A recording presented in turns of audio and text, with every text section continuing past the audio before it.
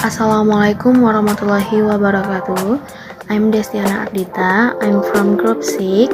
Today, I and my friend Cintia, Hoki, Andani will be to present it about our topic today, application of the concept of pressure on living things in daily life. The materials will be explained today consist of 5. The first, definition of pressure. The second, types of pressure. The third, laws of pressure. And the last, application of the concept of pressure on living things in daily life. The first material about the definition of pressure. Pressure is a physical unit for expressing force per unit area. Tekanan yang dilambangkan dengan P adalah satuan fisika untuk menyatakan gaya yang dilambangkan dengan F per satuan luas A. Nah, terlihat pada layar bahwa rumusnya adalah P sama dengan F per A, di mana P itu merupakan tekanan dengan satuan Pascal, F gaya dengan satuan Newton, dan A merupakan luas permukaan dengan satuan meter kuadrat. The unit of pressure is often used to measure the strength of a liquid or gas. Unit of pressure can be related to unit of volume and temperature. The higher the pressure in a place with the same contents, the higher the temperature. This can be used to explain why the temperature in the mountains is lower than in the lowlands, because in the lowland the pressure is higher. Satuan tekanan sering digunakan untuk mengukur kekuatan dari suatu cairan atau gas. Satuan tekanan dapat menarik dengan satuan volume atau isi dan suhu. Semakin tinggi tekanan di suatu tempat dengan isi yang sama, maka suhu juga akan semakin tinggi. Nah, hal ini dapat digunakan untuk menjelaskan mengapa suhu di pegunungan lebih rendah daripada di dataran rendah, karena di dataran rendah tekanannya lebih tinggi. Akan tetapi, pernyataan ini tidak akan selamanya benar atau berharap untuk uap air. Uap air jika tekanan yang ditingkatkan, maka akan terjadi perubahan dari gas kembali menjadi cair. Nah, rumus menjelaskan pada tekanan dapat juga dijadikan untuk mengapa pisau yang diasah dan permukaannya menipis menjadi tajam. Jadi, kesimpulannya semakin kecil ruas permukaan dengan gaya yang sama akan mendapatkan tekanan yang lebih tinggi. Next, types of pressure. Jenis-jenis tekanan. Types of pressure consist of 2, solid pressure and liquid pressure. Solid pressure. Pressure is the amount of force acting per unit area. If the pressure is denoted by P, the compressive force is F, and the area of the compression area is E. Jenis-jenis tekanan yang pertama itu ada tekanan zat padat, di mana yang kita ketahui bahwa tekanan merupakan besarnya gaya yang bekerja per satuan luas. Jika tekanan dilambangkan dengan P, gaya dilambangkan dengan F, dan luas bidang dilambangkan dengan A, maka hubungan antara tekanan, gaya, dan luas permukaan adalah P sama dengan F per A, di mana P itu adalah tekanan, F gaya, dan A luas bidang tekanan. Oleh karena itu, dalam satuan gaya adalah N, satuan luas adalah meter kuadrat, maka satuan tekanan adalah Newton per meter kuadrat. Satuan tekanan dalam SI adalah Pascal, atau disingkat dengan PA. Next, liquid pressure. The amount of hydrostatic pressure depends on the height of the liquid, the density of the liquid, and the acceleration of the liquid. Selanjutnya, tekanan zat cair. Jika kamu mengamati kondisi air danau dan di sungai, kita dapat melihat bahwa air di danau akan lebih tenang dibandingkan dengan air yang di sungai. Mengapa demikian? Karena air di danau itu diam, sedangkan air yang di sungai itu akan terus mengalir. Udara akibatnya adanya perbedaan antara tekanan, sehingga dapat dikatakan bahwa udara memiliki tekanan. Lalu, apakah air danau yang diam dapat dikatakan tidak memiliki tekanan? Bukan demikian, tetapi udara yang diam memiliki tekanan yang disebabkan oleh zat cair yang berada pada kedalaman tertentu, yang disebut dengan tekanan hidrostatis. Besar tekanan hidrostatis ini pada ketinggian zat cair, massa zat cair, dan juga percepatan zat cair. Okay, that is material from me. The next material will be explained by Cintia, Hoki, Andani. The next materi is pressure law atau hukum tekanan, di mana hukum tekanan ini terbagi menjadi 3, yaitu the first is Pascal law, the next Archimedes law, and finally Boyle's law. The pressure exerted by a liquid in a closed space is transmitted by the liquid in all directions with the same magnitude. Yang pertama yaitu hukum Pascal.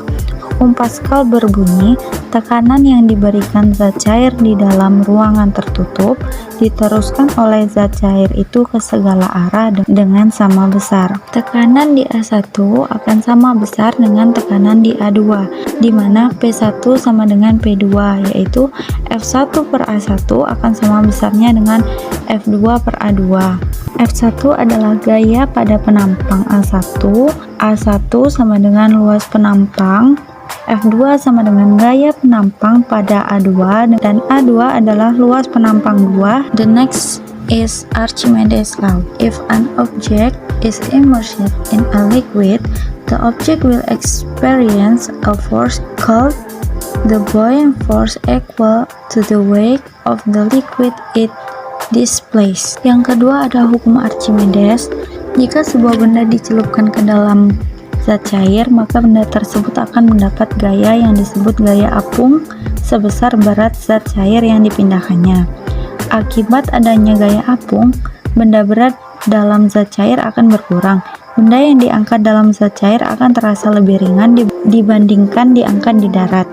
Berat ini disebabkan berat semu yang dirumuskan sebagai berikut, yaitu W semu sama dengan W benda dikurang FA, di mana W semu adalah berat benda di dalam zat cair, W benda adalah berat benda sebenarnya, FA adalah gaya apung.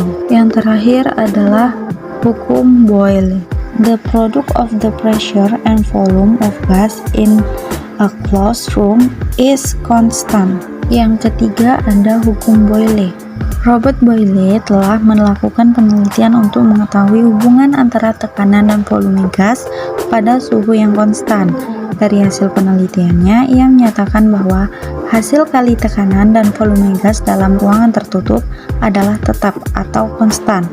Secara matematis dapat dituliskan yaitu PV sama dengan konstan atau P1 dikali V1 sama dengan P2 dikali V2, di mana P adalah tekanan dan V adalah volume. The next material is application of the concept of pressure on living beings and in daily life. The first is blood pressure.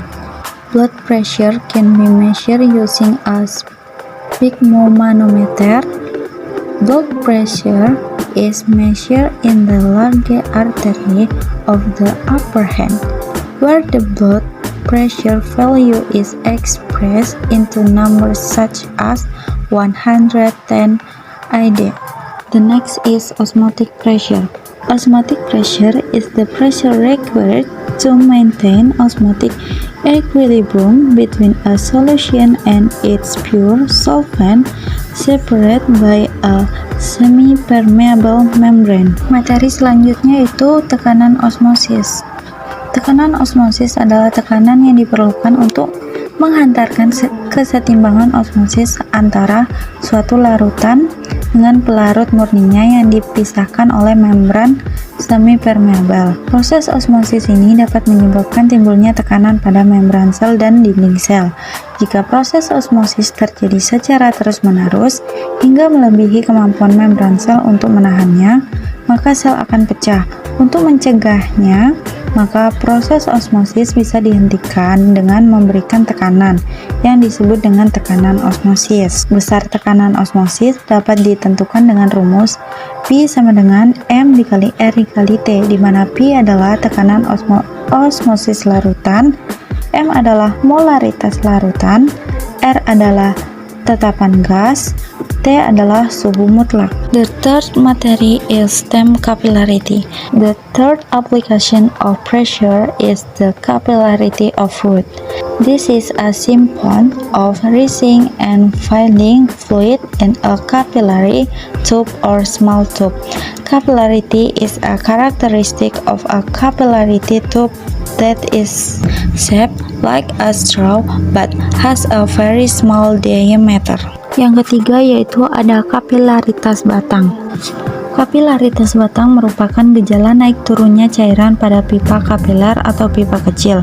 Kapilaritas merupakan sifat dari pipa kapiler yang berbentuk seperti sedotan namun diameternya lebih kecil.